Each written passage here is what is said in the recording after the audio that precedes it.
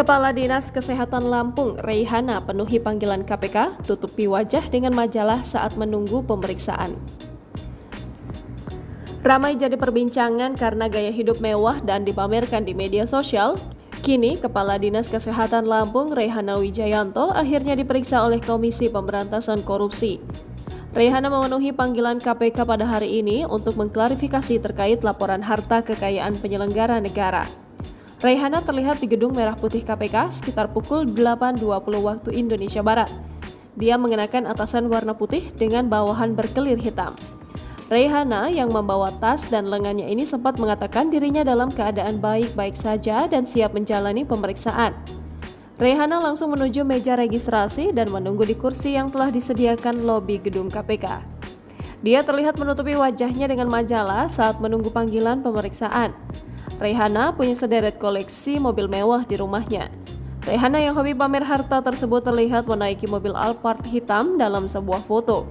Namun tampaknya mobil itu tidak ia laporkan pada LHKPN 2022. Dalam LHKPN yang dilaporkan oleh Reihana, ia hanya memiliki 3 buah mobil.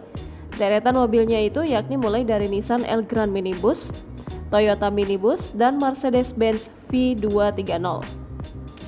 Sementara itu, pada foto-foto yang dilansir Twitter @wisanggeni_ dalam rangkaian cuitan @partai sosmed, Reihana tampak menaiki mobil Alphard berwarna hitam. Dia terlihat mengenakan baju hitam yang dipadukan dengan rok berwarna oranye kecoklatan, lalu hijab berwarna senada. Kemudian ia juga mengenakan sneakers dengan brand ternama berwarna putih.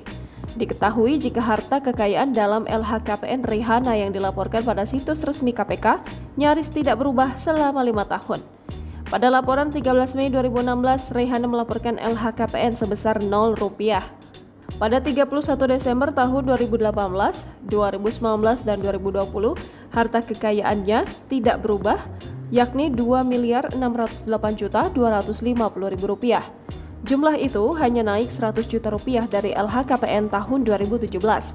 Kemudian pada LHKPN 2021, LHKPN Reihana kembali naik Rp100 juta menjadi Rp2.078.250.000 dan bertambah Rp15 juta pada tahun 2022 menjadi Rp2.715.000.000. Jangan lupa subscribe, share, komen, dan like ya!